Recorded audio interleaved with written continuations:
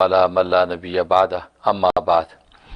آج ہم گفتگو کریں گے سورۃ ہجر کے بارے میں۔ جی یہ قرآن کریم کی تدوینی اعتبار سے 15ویں نمبر کی صورت ہے، درست تو آج اس کے مضامین پر، اس کے خلاصے پر گفتگو کریں گے۔ یقین اس سے پہلے جو ہے وہ سورۃ الرعد میں اللہ تبارک و تعالیٰ نے اپنی صفات جلالیہ اور صفات جمالیہ کو حصی مثال سے پیش کیا تھا کہ بارش کا نزول صفات جمالیہ ہے، اور اسی طریقے سے بجلی کڑکنا اور بادل کا گرجنا یہ صفات جلالیہ کی علامت تھی۔ جی اور جنہوں نے توحید اختیار کی تو اللہ تبارک و تعالیٰ ان موحدین کی حفاظت کرتا ہے۔ چاہے سورۃ رعد کے بعد سورۃ ابراہیم کا ذکر تھا، سورۃ ابراہیم میں موحد اعظم حضرت ابراہیم خلیل اللہ علیہ السلام کی اللہ نے حفاظت فرمائی کہ انہوں نے توحید کا راستہ اختیار کیا، تو لیکن دنیا کے اندر جو ظالموں نے، جو مشرکین تھے، نار نمرود کے اندر ان کو ڈالا، تو اللہ نے اپنی گویا کہ وہ صفات جلالیہ کی جو پرتو جب ڈالا اس آگ کے اوپر، تو آگ کو ٹھنڈا کر دیا اور گلے گلزار بن گئی، اور حضرت ابراہیم علیہ السلام کا بال بیکا نہیں ہو سکا، الٹا نمرود جو ہے خائب و خاسر ہوا۔ تو اس کے بعد جو اب سورۃ ہجر کا ذکر ہے، تو ظاہر ہے کہ جب ابراہیم علیہ السلام نے توحید کا نعرہ لگایا اور ایک نظریہ توحید پیش کیا، اور پوری بستی گویا کہ شرک کی بستی ہے، تو اس نظریے پر سوالات پیدا ہوتے ہیں۔ اعتراض کرنے والے اعتراض کرتے کہ یار توحید کا مفہوم کیا ہے، ہم کیوں بتوں کی پوجا پاٹ نہیں کر سکتے، ان بتوں کی پوجا پاٹ کرنے میں کیا مذاقہ ہے، تو گویا کہ شبہات پیدا ہوتے ہیں۔ تو سورۃ ہجر میں اللہ تبارک و تعالیٰ نے ان شبہات کا ازالہ کیا ہے، اچھا وہ غلط فہمیوں کو دور کیا اور توحید کے نظریے کو بالکل شفاف کر دیا۔ جی ظاہر ہے کہ جب آپ کی شبہات دور ہو گئے تو سعادت بنتی ہے کہ اب آپ اس کو قبول کر لیں، بالکل اس نظریوں کے مان لیں، لیکن ہوا یہ کہ وہ ہر دھرم نکلے، وہ گویا کہ ہجر اور حجر ان دونوں کا مادہ ایک ہے، یعنی پتھر، پتھر کو حجر کہتے ہیں۔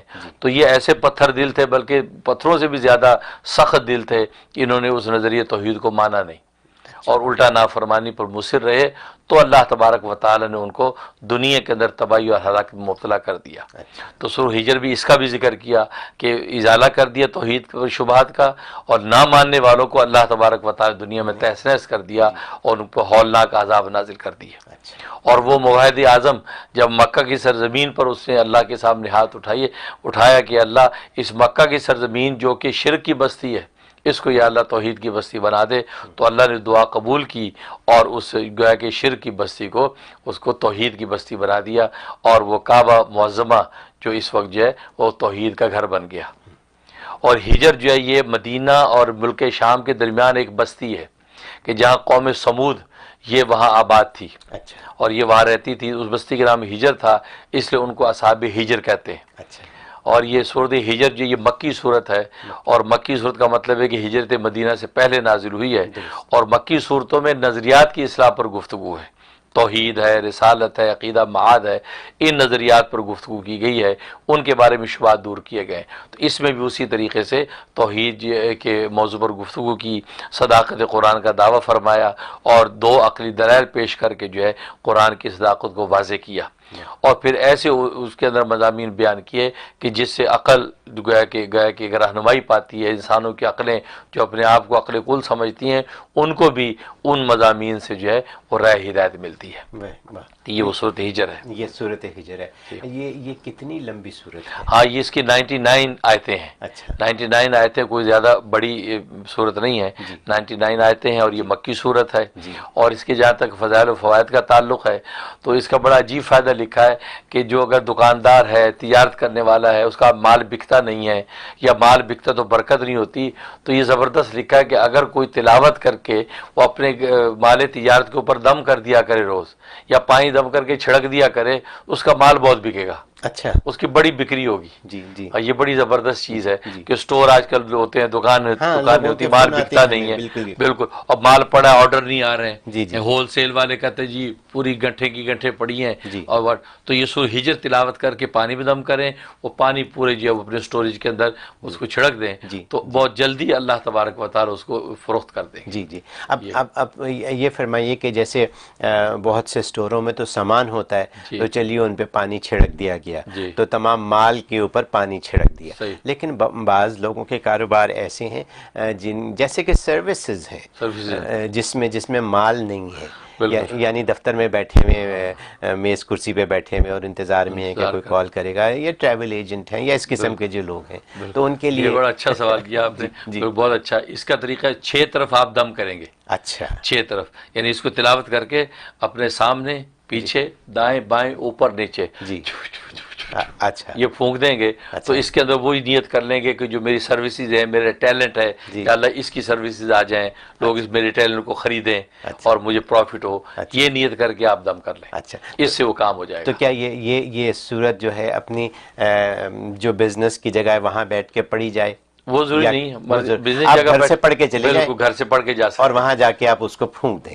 بالکل. اچھا اچھا، وہ کر سکتے ہیں. ایک یہ فائدہ ہے. جی. اور دوسرا فائدہ یہ کہ عام طور پر مائیں جو بچوں کو دودھ پلاتی ہیں، بس اوقات بعد ماؤں کی چھاتی میں دودھ زیادہ اترتا نہیں ہے، اور بچہ جو اس کا پیٹ بھرتا نہیں، پھر ڈبے کا دودھ پلانا پڑتا ہے، آرٹیفیشل راستے اختیار کرنے پڑتے ہیں. اس کے لیے بڑی زبردست صورت ہے کہ ماں تلاوت کر کے اپنے سینے پہ اس کو پھونک لے، تھوڑے سے پانی پہ دم کر کے اپنے سینے کے اوپر چھڑک لے، تو بھرپور دودھ آتا ہے اور بچہ پیٹ بھر کے دودھ پیے گا. ماشاءاللہ. یہ اس کے اندر بڑا زبردست فائدہ ہے. تو یہ فرمائیے کہ اگر خواب میں یہ ہاں جی بالکل. ایک فائدہ اور اس کا رہ گیا، وہ یہ کہ گھر میں بس اوقات گھر میں چوریاں ہوتی ہیں. جی ہاں. رشتہ دار اکٹھے ہوئے، وہ کہتے ہیں میرے بندے چوری ہو گئے، کوئی کہتے ہیں میری چوری ہو گیا، کوئی اکثر چوری چھوٹی موٹی ہوتی رہتی، کوئی جی ماسی لے گئی. اس کے لیے سورہ ہجر میں بڑا کمال ہے کہ روزانہ اس کو تلاوت کر کے اگر تصور میں لا کے پورے گھر کا حصار باندھ لیں اور گھر کی ہر چیز پہ تصور میں پھونک دیں روزانہ، تو کبھی کوئی چوری نہیں ہوگی. اچھا، یہ چیز باہر بھی پڑی رہے گی، کوئی اٹھائے گا نہیں. کوئی اٹھائے گا. ہاں، کیونکہ ہجر کے لفظ کے اندر روکنے کا معنی بھی ہے. تو گویا کہ ہجر میں نہیں روکنا، تو گویا کہ یہ چیز کے اندر جو عقل کو بھی ہجر اس لیے کہتے ہیں. تو یہ اس کے اندر یہ کمال ہے کہ یہ سامان کی حفاظت کر لیتی ہے، اور کوئی چیز اٹھانا چوری کرنا چاہے چوری نہیں کر سکتا. کیا میں یہ پوچھ سکتا ہوں کہ اگر گمی ہوئی چیز ہو جائے تو کیا سورہ ہجر پڑھیں تو کیا مل جاتی ہے؟ اللہ کے کلام میں تو نفع ہیں، لیکن بظاہر اس کا یہ نفع لکھا نہیں ہے، لیکن تجربہ کیا جا سکتا ہے. پھر تجربات سے چیزیں سامنے آتی ہیں، اس کے اور صورتیں، اس کے فوائد ہیں، لیکن اس پر تجربہ کریں، یہ پڑھ لیں. مفتی صاحب ابھی جو آپ نے یہ فرمایا کاروبار کے لیے، جیسے کہ ہمیں یہاں فون آتے رہتے ہیں کہ جی ہمارا کاروبار ہے، ہمارا گیس اسٹیشن ہے، ہمارا اسٹور ہے جو چلتا نہیں ہے، یا بزنس ٹھیک نہیں ہے، یا نقصان ہو رہا ہے. بہت سے لوگوں کی یہاں ہر ہفتے کالیں آتی ہیں. عام سوال ہے بالکل. تو یہ عام سوال ہے.